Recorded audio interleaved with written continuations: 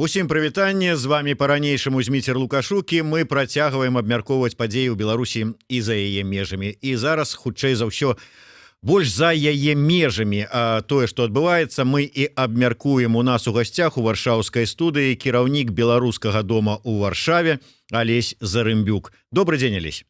Добрый дзень, Зміцер. Дзякуй, што дайшлі. Ну і карыстаючыся нагодай, хоць я ўжо перадаваў гэтыя словы, але віншую вас асабіста і ўвесь беларускі дом у Варшаве, ну, з такім пэўным юбілеем. Гэта для чалавека ўзрост не вельмі вялікі, там 10 гадоў, а для арганізацыі даволі такі сур'ёзны ўзрост. Як самі ацэньваеце? Паспяхова, непаспяхова дзейнасць? Тое, што мы спачатку захаваліся, і тое, што мы адзіная арганізацыя, таму што пасля хвалі рэпрэсій 2010 году быў беларускі дом і ў Празе, быў беларускі дом у Вільні, і тое, што мы як адзіная арганізацыя, ось такая мігранцкая беларуская арганізацыя за мяжой захаваліся і перажылі вось гэты перыяд 15-20 году, калі все сябравалі з дыктатарам Лукашэнкай, і у нас былі вельмі цяжкія часы ў сувязі з гэтым. Гэта ўжо дасягненне, але ж мы в нейкім сэнсе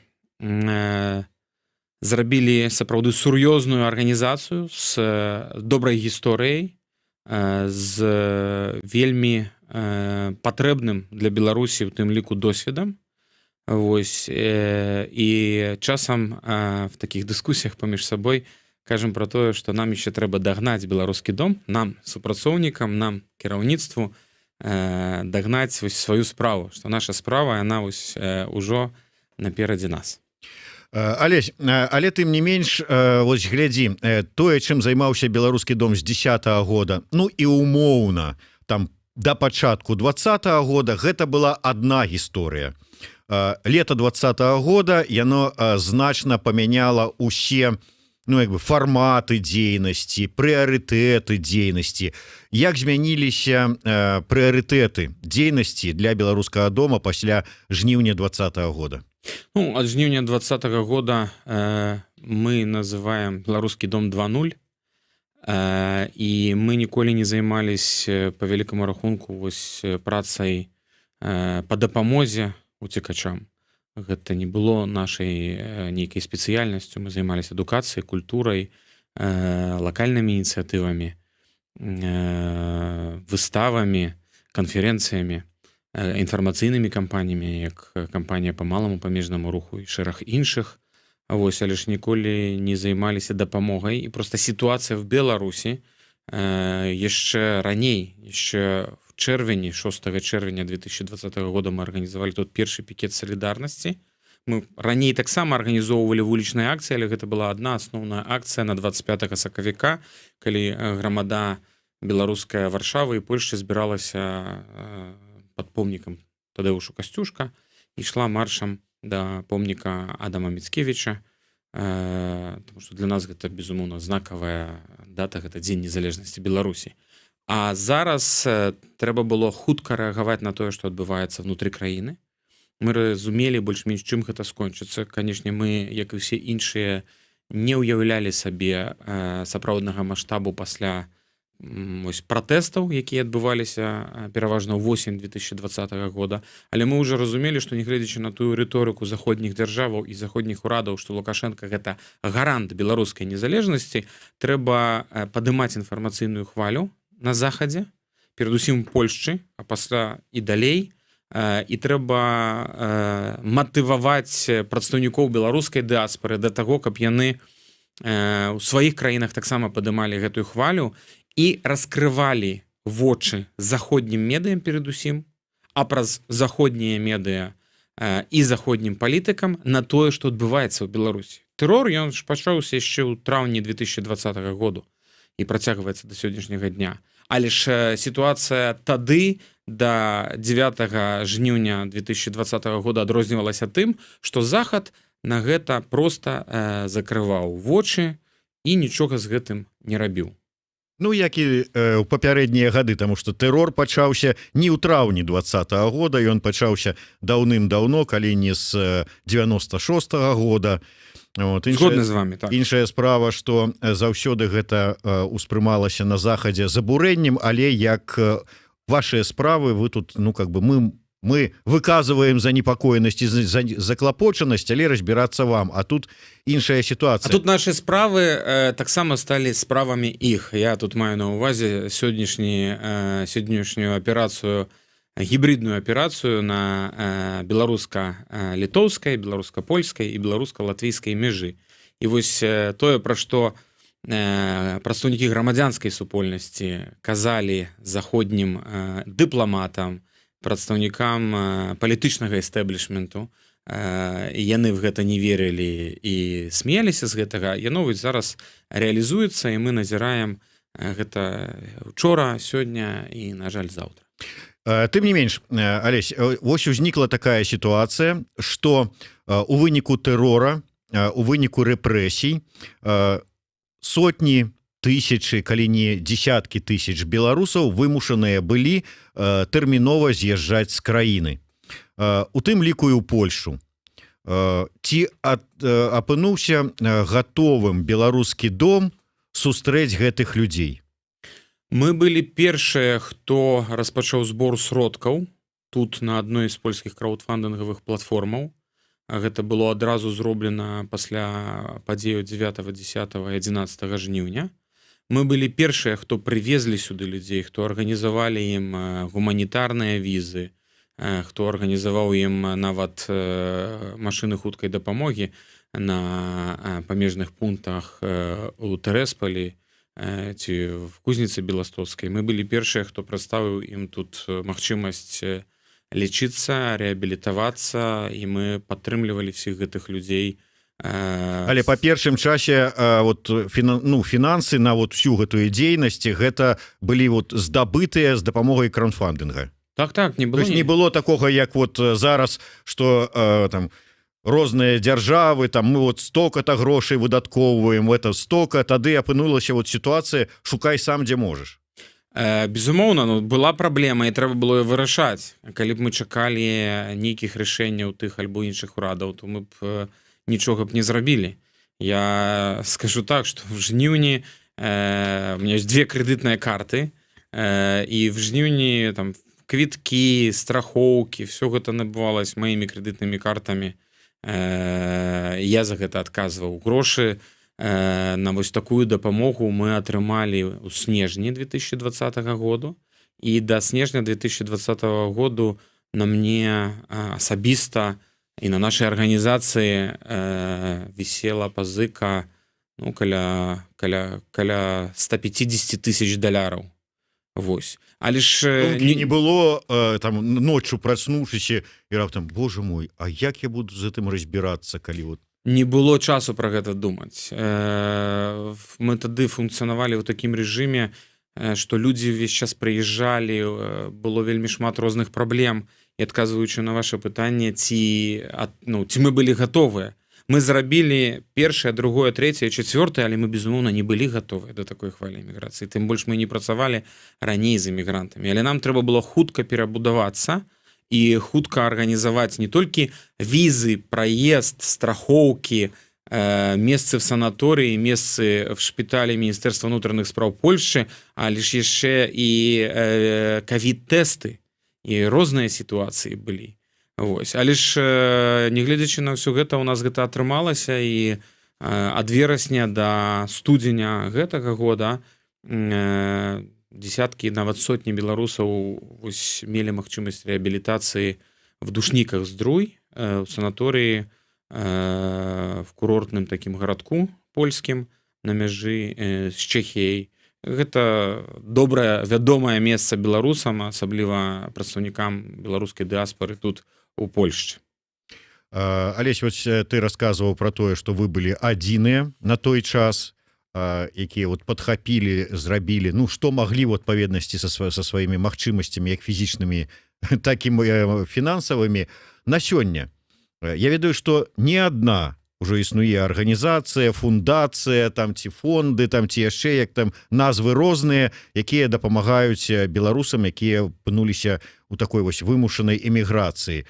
А ты асабіста падлічыў, колькі іх такіх у Польшчы хаця б? Асабіста не лічу, але гэта некалькі дзясяткаў ініцыятываў. Гэта ініцыятывы і ў Лодзі, і ва Ўроцлаве, і ў Беластоку, і ў Познані, і в Торуні, і в Быдгашчы, і в Варшаве некалькі дзясяткаў ініцыятываў. Я толькі, і гэта добра, вельмі шмат беларусаў і шмат ініцыятываў. Я толькі бы сказаў, што наша мэта і наша місія гэта не дапамога і не стымуляцыя эміграцыі з Беларусі ў Польшчу ці ў любую іншую краіну. Мы лічым, як беларускі дом, што гэта вялікая трагедыя беларускага народу і беларускай нацыі, тое, што зараз робіць Лукашенка, таму што ён пазбаўляе Беларусь самых актыўных людзей поспеху, неважна, ці гэта людзі бізнесу з IT, ці гэта людзі медыцыны з дзяржаўнага сектара, дактары і врачы, якія таксама дзесяткамі, можа, ўжо і сотнямі, яшчэ няма статыстыкі, прыехалі сюды, вымушаныя былі прыехаць сюды. Вось. Наша місія — гэта незалежная дэмакратычная Беларусь з моцнай грамадзянскай супольнасцю. Гэта рэформы ў Беларусі. І мы працягваем працаваць внутры Беларусі, нягледзячы на тое, што ў Беларусі зараз на сённяшні дзень, акрамя арганізацыі падпольных сустрэчаў на гарбату ці на каву, і партызанскіх акцый, добра прадуманых, каб не арыштавалі, больш немагчыма нічога рабіць. Але ж перамены будуць адбывацца не ў Варшаве, не тут, не ў Беластоку, не ў Вільні, яны будуць адбывацца ў Беларусі. І нягледзячы на вось всю гэтую хвалю беспрэцэдэнтных рэпрэсій, мы ўжо сёння працуем на тое, што будзе заўтра адбывацца ў Беларусі. І трэба нам рыхтавацца да новага акна магчымасцяў, таму зараз мы працягваем таксама дапамагаць вось асобам. Літаральна перед прыездам да вас я сустрэў на выхадзе з нашай новай сядзібы, якую мы атрымалі ад урада Польшчы, ад прэм'ер-міністра Польшчы Матэўша Маравецкага, маладога чалавека з Беларусі, які прыйшоў падпісаць паперы на фінансавую дапамогу. Вось. Мы працягваем дапамагаць беларусам і тут, у Польшчы, і таксама ўнутры Беларусі. Унутры Беларусі гэтая дапамога яшчэ больш важная, таму што тут все ж такі людзі маюць права вучыцца, працаваць, ім толькі трэба даць стартавы пакет, даць шанец, пуцёўку, так бы мовіць, у жыццё, а трэба дапамагаць тым 750 перадусім сем'ям палітычных вязняў, якія зараз знаходзяцца ў лукашэнкаўскіх турмах, і сем'і, якіх засталіся без сродкаў да існавання. Вот словы твои про тое, что мы как бы не працуем там, не дапамагаем там эміграваць, там хто жадае эміграваць, але вот як мне падаецца, сёння про гэта размова не ідзе.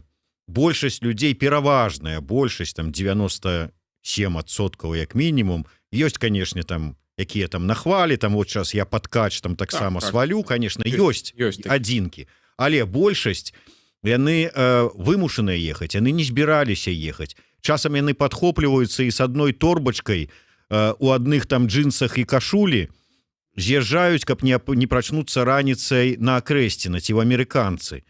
І тут не ідзе размова падтрымкі эміграцыі. І мы дапамагаем такім людзям. Мы дапамагаем ім, пачынаючы ад візаў, неважна, ці гэта віза ў кансуляце в Москве, ці гэта віза в Стамбуле в польскім кансуляце, ці гэта віза в Тбілісі в польскім кансуляце.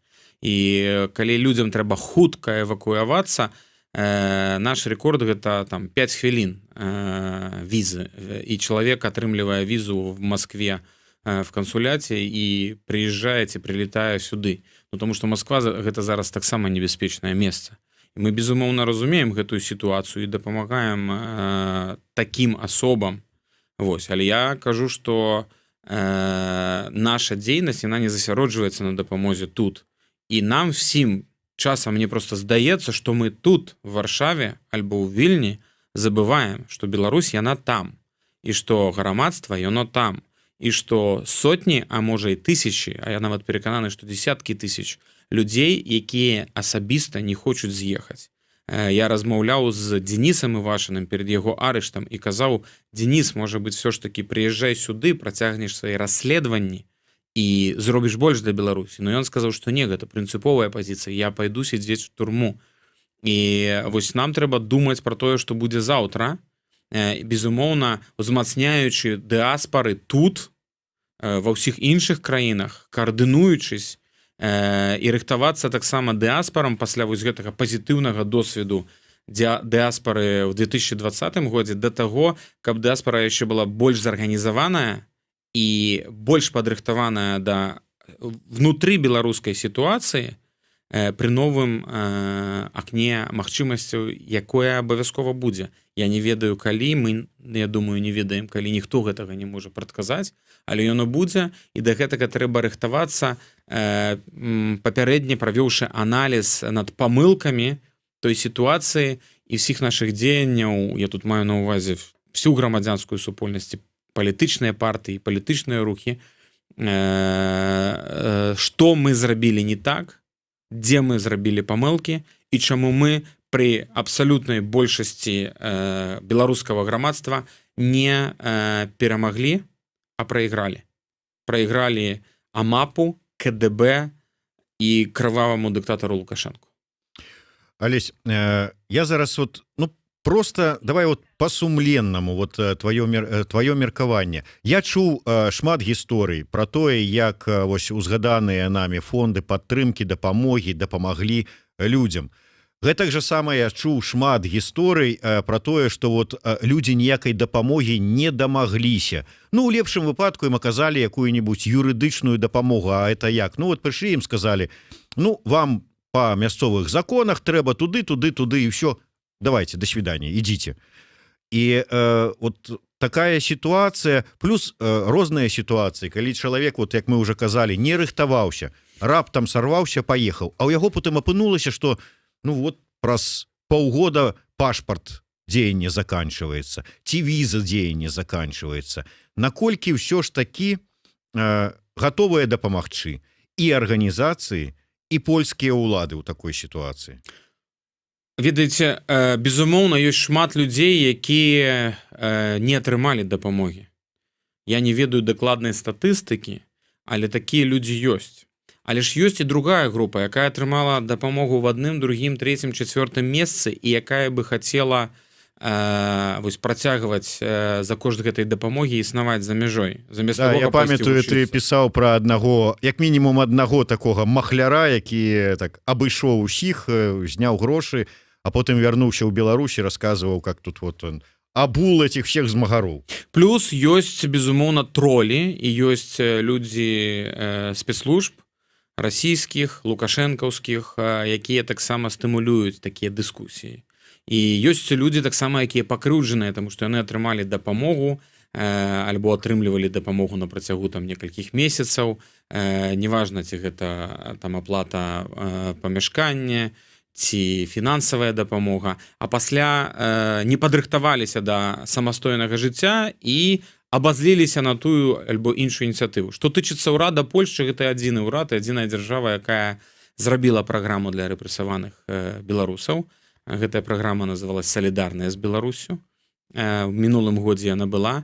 І ў мяне вялікі жаль выклікае тое, што дагэтуль еўрапейскі звяз, наш глобальны, вялікі, моцны, багаты сусед не зрабіў праграмы падтрымкі рэпрэсаваных в Беларусі.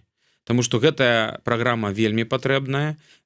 Вось гэтыя факты, пра якія вы ўзгадалі, яны таксама кажуць, што рэсурсаў недастаткова, а большасць дапамогі все ж таки было не ад урадаў ці нейкай грантавай дапамогі. Гэта большасць дапамогі, якую атрымалі беларусы, гэта дапамога, якую сабралі самі беларускія дыаспары за мяжой і перадалі тым альбо іншым фондам, альбо тым альбо іншым людзям, каб ім дапамагчы ў той альбо іншай сітуацыі. Алесь, чакай, дык я чую пра тое, як польскія ўлады, да прыкладу, польскі ўрад выдаткаваў адзін раз мільёны злотых, другі раз мільёны злотых, Я чую про тое пасля кожнай сустрэчы ціханаўскай з лідарамі той ці іншай краіны, што там мільёны еўра абяцаюць прынамсі выдаткаваць на дапамогу, на падтрымку і гэтак далей, гэтак далей. Так куды яны сыходзяць тыя грошы? Ну, колькі можна абяцаць? 14 месяцаў пасля падзеяў.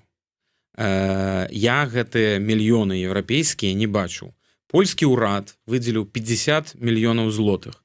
З гэтых грошай, паміж іншым, фінансавалася і фінансуецца праграма Каліноўскага. Гэта стыпендыя для, на сённяшні дзень, па-мойму, каля 1000 беларускіх студэнтаў, якія атрымліваюць штомесяц 300 мінімум евро, ці трошкі менш.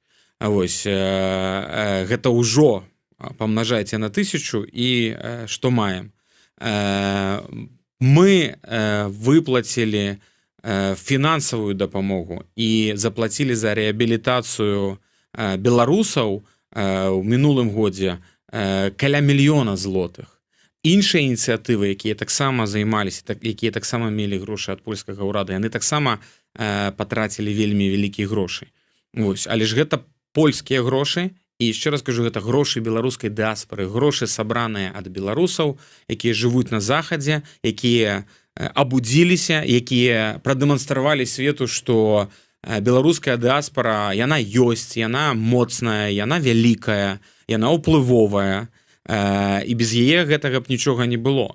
Вось. І вось гэта фактычна две крыніцы на сённяшні дзень. Праграма Еўрапейскага Саюза па падтрымцы, я не кажу пра грамадзянскую супольнасць ці пра палітычныя рухі. В першую чаргу нам трэба вырашыць пытанне палітычных вязняў і забеспячэння іх сем'яў, таму што гэта глобальная праблема для нас всіх беларусаў.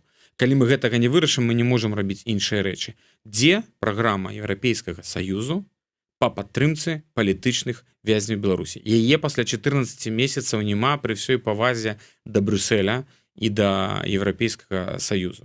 Но такая праграма павінна была даўно з'явіцца. Гэта і важна для іміджа ЕС, і гэтага чакаюць беларусы ўнутры. У Лукашэнкі ёсць Пуцін, які яго падтрымлівае палітычна, які яго фінансуе, і дзякуючы якому ён застаўся кіраваць Беларусю. А у грамадзянскай супольнасці, у беларускага грамадства, якога большасць, у іх ёсць вялікі спадзеў, і ён яшчэ больш павялічыўся на захад, на еўрапейскі звяз. Но еўрапейскі звяз нічога дагэтуль канкрэтнага кроку не зрабіў. І таму, ну, вось, гэта вельмі сур'ёзны наш сусед. Гэта сур'ёзны глобальны праект. Гэта праект, які пабудаваны на каштоўнасцях, так? На каштоўнасцях, якімі з'яўляюцца правы чалавека і дэмакратыя. Беларусы, якія ўжо 14 год ахвяруючы сваім здароўем, свабодай, ахвяруючы уласнымі сем'ямі, ахвяруючы працай, ахвяруючы ўсім маёмасцю, тым, што яны нажылі, змагаюцца за дэмакратыю і незалежнасць Беларусі, за свабоду Беларусі, яны дагэтуль не атрымалі ад нашага суседа вось гэтай падтрымкі. І вось ёсць так, ёсць шмат інфармацыі, што там дамовілись. У мяне пытанне, дзе гэтыя грошы? Дзе грошы польскага ўрада, я сказаў, гэта праграма Каліноўскага, гэта фінансавая дапамога тым людзям, якія прыехалі сюды, гэта іншыя навуковыя стыпендыі, гэта фінансаванне грамадзянскай супольнасці, гэта фінансаванне незалежных медыяў, якія Лукашенко зачысціў, і нават Еўрарадыё вымушаная была хуценька прыехаць сюды, інакш бы вы, я думаю, Зміцер, уже сидзелі бы ў турме разам з вашымі іншымі калегамі. Вось. І гэта грошы польскага ўрада. Тут вот ёсць канкрэтны адказ, куды яны пайшлі. Дзе грошы беларускай дыаспары, якія сабраныя мільёны даляраў, там таксама ёсць байсол, і яны справаздачваюцца, куды гэтыя грошы ідуць і каму пайшла гэтая дапамога. Вось. А іншых грошай і не было, і нема. А яны перадусім патрэбныя у Беларусі, а таксама патрэбныя ўсім тым, хто былі вымушаныя сабраць вось так заплечнік, як я калісьці 11 гадоў таму, і проста хуценька выехаць з Беларусі. Сапраўды вельмі важнае пытанне маніторынгу і кантроля за выкананнем абяцанняў, якія атрымлівае тая ж самая Светлана Ціхановская ад еўрапейскіх лідараў. Я, дарэчы, гэтае пытанне задаваў Франаку Вячорку ў адным з нашых эфіраў, і ён сказаў, што, на жаль, вось сапраўды вот такога маніторынгу выканання абяцанняў і потым далей куды пайшло і як, што, каму канкрэтна выдаткавана, у офіса, на жаль, няма на дадзены момант, няма такой магчымасці. Ну, я спадзяюся, што але няма што, акрамя грошай дыаспары і грошай, напрыклад, польскага ўрада, няма што кантраляваць. Грошы польскага ўрада, яны тут кантралююцца і падаткавай, і нікам, і всімі іншымі структурамі, якім кожная ініцыятыва і арганізацыя справаздачваецца кожны год. Вось, і кожны год беларускі дом таксама падае свае справаздачы ва ўсе гэтыя органы. Вось, як і іншыя любыя зарэгістраваныя ініцыятывы. Вось, тут пытанне в іншым, што ёсць шмат дэкларацый, і за гэтымі дэкларацыямі, перадусім еўрапейскага звяза, яшчэ дагэтуль, пасля 14 месяцаў, няма праграмы падтрымкі палітычных рэпрэсаваных у Беларусі.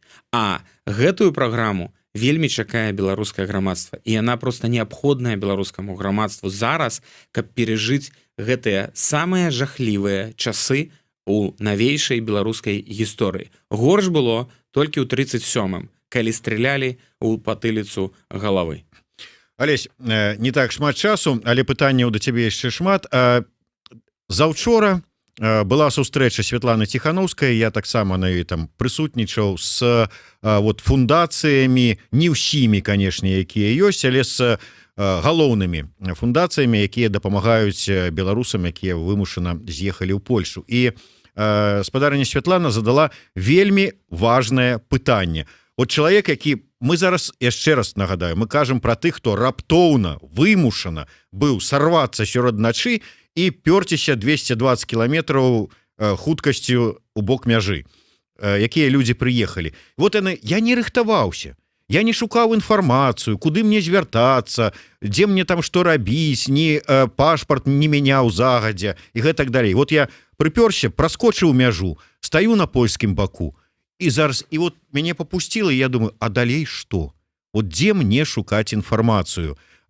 Светлана сказала так правильно, вот что там на КПП польскім ляжыць нейкая улётка, што шаноўныя беларусы, можете звяртацца сюды. Не ляжыць. Прогучала, конечно, фраза такая, дык пра нас усе ведаюць. Правильно Светлана сказала, ніхто пра вас не ведае. Ну, ведаюць пэўная колькасць, там, 5%, а звычайныя беларусы, тым больш, якія не рыхтуюцца уцякаць, яны не ведаюць. Вот што рабіць, як выходзіць з этой сітуацыі? Сапраўды няма такога адзінага тэлефона, які працуе 24 гадзіны ў суткі. І наша практыка паказвае, што людзі звяртаюцца альбо праз знаёмых, альбо звяртаюцца, вось калі ўжо, як вы сказалі, перасёк мяжу і думаю, ці перасекла мяжу, і думаю, а што рабіць? Вось. Былі сітуацыі, калі, ну, мне тэлефанавалі там в 5 ночы. Это добра, калі ведаюць твой тэлефон. Так, але большасць людзей не ведае. Я дагэтуль, мой тэлефон ёсць, і я дагэтуль размаўляю з людзьмі, якія да нас звяртаюцца, так? То бок я не адарваны, я ведаю, што і зараз, я скажу, што зараз, на сённяшні дзень, людзей, мы паглядзелі нашу статыстыку беларускага дома, да нас звяртаецца в некалькі разоў больш, чым звярталіся, скажем, в сакавіку альбо красавіку. Што сітуацыя кардынальна змянілася. Вось, ёсць некалькі праектаў, напрыклад, вось такім праектам, які павінен быў усіх скаардынаваць, ці каб з'явілася вось гэтая мапа з всімі кантактамі, альбо адзіны тэлефон, ну, была такая спроба беларусам ПЛ. Вось, але ж тут павінен быць такі нумар. У нас ёсць в беларускім доме mail repression@belarusky.dom.eu. І вось любая дапамога, ці гэта медыцына, ці гэта фінансавая дапамога, ці гэта нейкае часовае жытло, вот можна туды звярнуцца. Вось, у нас таксама працуе штодзённая інфалінія, яна працуе 2 гадзіны, але ж мы думаем пра тое, што зараз, калі сітуацыя змянілася і все больш прыязджае уцекачоў, што трэба гэта пашырыць. Але ж, безумоўна, ну зараз гэта працуе такім чынам, што людзі проста праз сваіх знаёмых звяртаюцца да той альбо іншай ініцыятывы альбо арганізацыі і такім чынам атрымліваюць дапамогу. І неабходнасць у такім гарячым тэлефоне адзіным для ўсіх яна застаецца. Ну все адно, як мне падаецца, ўсё ж таки ў гэтым накірунку трэба працаваць. Я просто прыгадываю, як пачынала Байсол, той же самы Стрыжак там с Алексеем Лявончыкам. Вот інфармацыя ад іх здавалася, вот якую дзюрку не зазірні, адтуль ідзе інфармацыя, што давайте вот кому трэба, звяртайцеся там гэтак далей. У вашым выпадку, я зараз не толькі пра беларускі дом, а пра ўсе арганізацыі, фундацыі дапамогі, якія ёсць у Польшы, таксама нешта такого нешта рабіць, каб эта інфармацыя просто лілася ў вушы беларусам, каб ведалі, спатрэбіцца, не спатрэбіцца, неважна, но быў у курсе, што ёсць такая магчымасць. Вплоть до таго, што пераязджаеш мяжу і баннеры стаяць уздоўж усёй мяжы, куды можна звярнуцца. Ну што ж, Мяжа толькі закрыта. Вось у чым праблема. Да, гэта, канешне, вялікая праблема, але ўсё ж знаходзяць людзі магчымасці, калі прыцісне, то знойдзеш шчылінку, не былі б мы беларусы. Алесь, яшчэ одну тэмку хацеў закрануць, гэта вельмі выдатна. Дзякуй, я спадзяюся, што мы працягнем нашу размову абмеркавання дапамогі беларусам, якія вымушана з'ехалі. Тым больш, што я ўсё ж таки думаю, ідэя, якая прагучала падчас узгаданай сустрэчы з Ціханаўскай, што зладзіць такую, закрытае, адкрытае набудзе, але такое каардынацыйнае ўсіх мерапрыемства, усіх фундацый, каб яны каардынавалі сваю дзейнасць па дапамозе, яна будзе і праца палепшыцца. Я яшчэ пра іншае не магу не ўзгадаць нашумелую сітуацыю з Пратасевічам і вот яго першае такое інтэрв'ю, назовём гэта так, значная частка якога была прысвечана вядомаму ўсім Алесю Зарымбюку. Столькі там ужо бруда, столькі там ужо нібыта фактаў, столькі абвінавачванняў, ты там і за капейку удушышся, і все. Все ведаюць, што абсалютна неправда. Я вельмі адкрыты і шчыры. Але тым не менш, ўсё ж таки скажы, чым ты так, на якую ты мазоль Пратасевічу наступіў, што ён так на цябе пакрыўдзіўся? Літаральна перед прыездам сюды зараз в редакцыю Еўрарадыё мой мэйл чарговы раз спрабавалі ўзламаць. Я атрымаў паведамленне, што адзін з урадаў, это ўжо трэцяя спроба, спрабуе ўзламаць мою пошту. Я думаю, што гэта хутчэй за ўсё лукашэнкаўская КДБ альбо расійская ФСБ.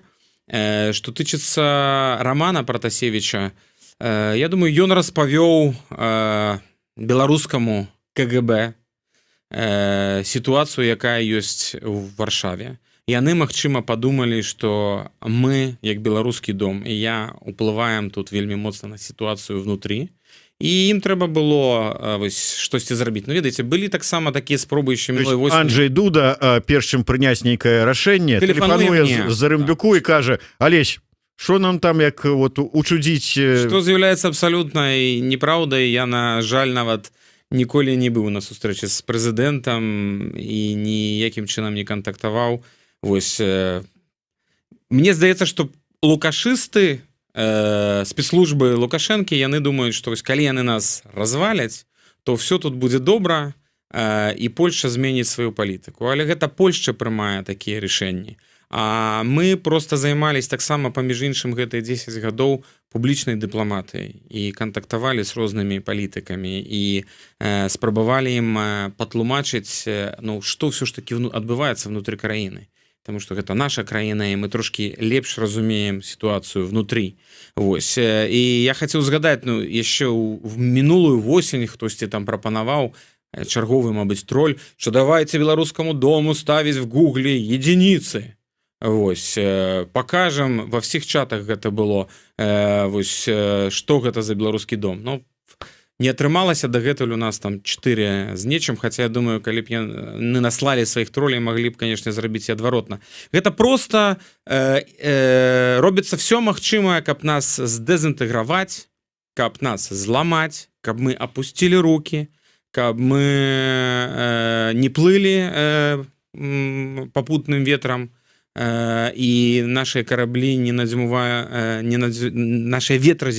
в нашай ветразе не дзьмуў гэты ветер, а каб просто дэзінтэграваць всіх, падзяліць, а пасля заняцца адменай санкцый, вось і каб ім ніхто не перашкаджаў далей вось рабіць з нашай краіны лукашэнкаўскі концлагер. Але ж мы і прадстаўнікі іншых арганізацый мы гэтага не дапусцім. Беларусь павінна быць незалежнай, павінна быць дэмакратычнай, і дыаспара на сітуацыю ўнутры Беларусі, а гэта прадэманстраваў 2020 год, мае ўсё большы і большы уплыў. Ну што ж, я магу толькі сказаць, што усім, каму спатрэбіцца дапамога, вось толькі што, можна сказаць, пакляўся нам Repression собака беларускі дом ЕУ.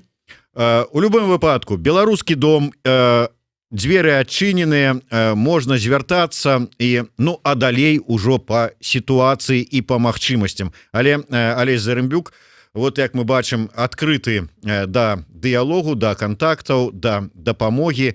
Ну і спадзяюся, што все дапамогу атрымаюць і все беларусы будуць тут, знойдуць сваё месца, прынамсі да таго часу, пакуль не змогуць вярнуцца на радзіму.